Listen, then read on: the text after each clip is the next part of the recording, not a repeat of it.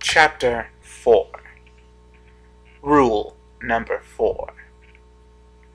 Beware the galloping.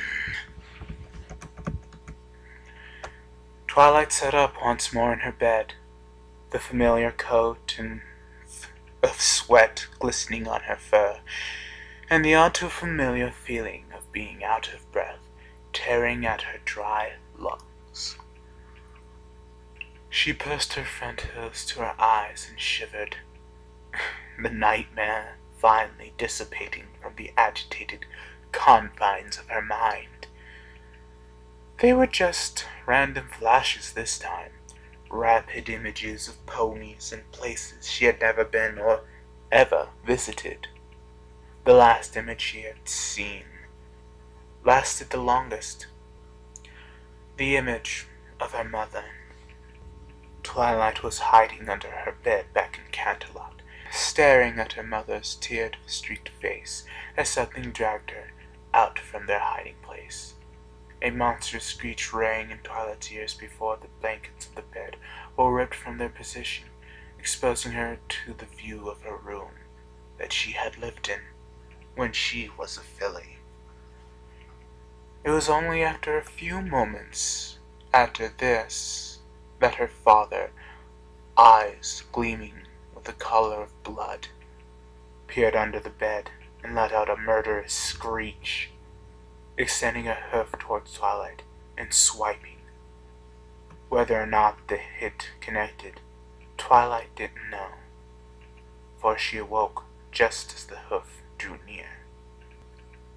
She let out a shuddering sigh, lowering her hooves from her eyes and staring towards her boarded-up bedroom window.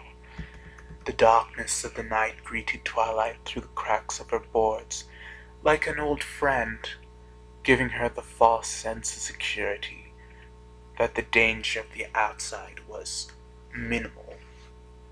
At the current moment, she grimaced slightly, staring towards the window for a few moments before letting out a tiny squeak, feeling the movements of something next to her. She whipped her head to the right, eyes wide and afraid for a moment, before catching sight of the little cyan filly curled up next to her. Twilight's heart was thudding, her mind not used to the fact that she was no longer alone in the library anymore. She looked over the little one's sleeping form, watching as her tiny chest rose and fell with calm, painless breaths. How she did it. Sleep without nightmares or fear. Twilight would never know or understand. How could she sleep so peacefully with the whole town in the state it was in? She was cowering on the top of a kiosk, being swiped at by 3 of the afflicted for Luna's sake. It was these questions that drew Twilight to frown. Staring at the filly's purple-colored mane and flecks of black that tipped her tail, she hadn't gotten a chance to really question the little one, asking her name, ask where her parents were, or what she was doing outside in the middle of the day. When the filly gave her the hug she did yesterday, she had been too exhausted to talk or stay awake, and promptly passed out in Twilight's hold. Not that Twilight could complain. She was pretty tuckered out herself from the suicidal run she had just taken to save the filly. Oh, she hoped no one across the street saw her do that. The notes she'd receive would almost certainly haunt her for days. Speaking of which, Twilight made her way out to the library as quietly and gently as possible, as to not wake up the sleeping filly. Draped a purple blanket over her cold flank and walked across the ramparts of the second floor, towards the basket window. She undid the locks, holding the window in place, and as she opened it, she sucked in the breath and ducked. One of the afflicted was outside, looking about frantically with a panicked look on its face. Twilight slowly and carefully raised her head, peeking out of the window, watching with a terrified expression as another afflicted made its way out of the alley nearby, hissing slightly and turning its head towards some distant building further down the street.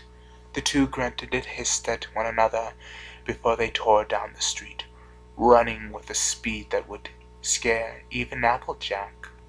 She watched as they dissipated, checking for any other afflicted nearby before hastily pulling in the basket, dumping the apples in a metal bin.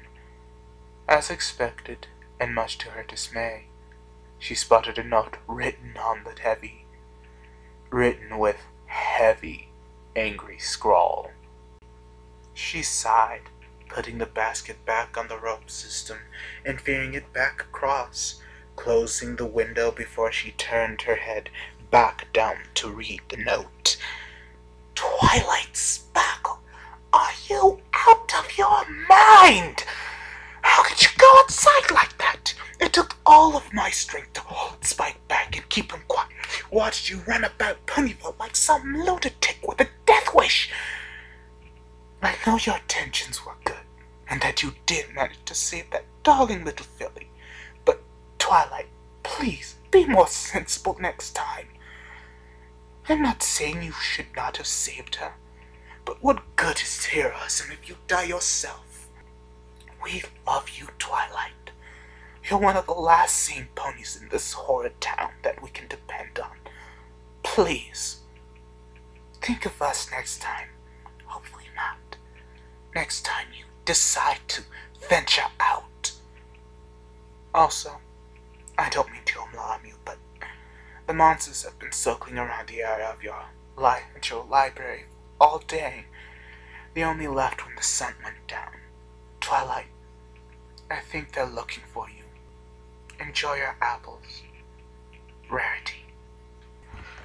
Twilight sighed, crumpling up the note in her hers and gently kicking it off the ramparts and towards the floor below.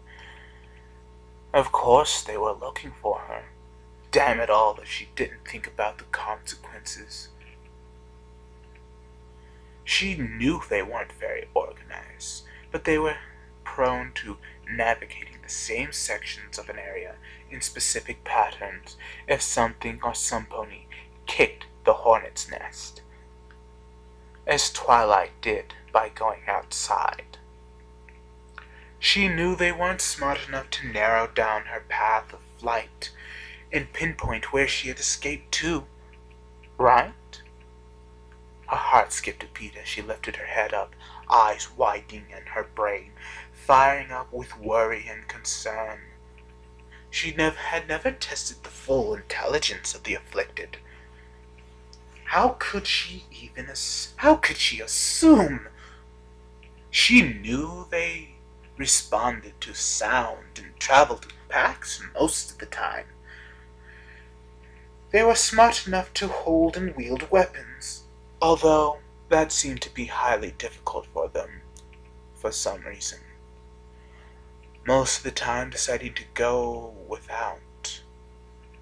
But could they really narrow down the possibilities?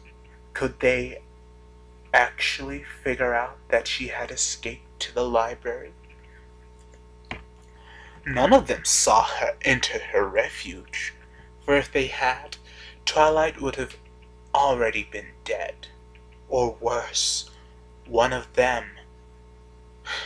With that worry out of the way, Twilight quietly made her way down to the ground floor, beginning her circular pace around the center statue that rested in the middle of the library. For the next hour, Twilight would walk, thinking and pondering, going through every logical possibility and scenario that would drive the affected to track her to the library.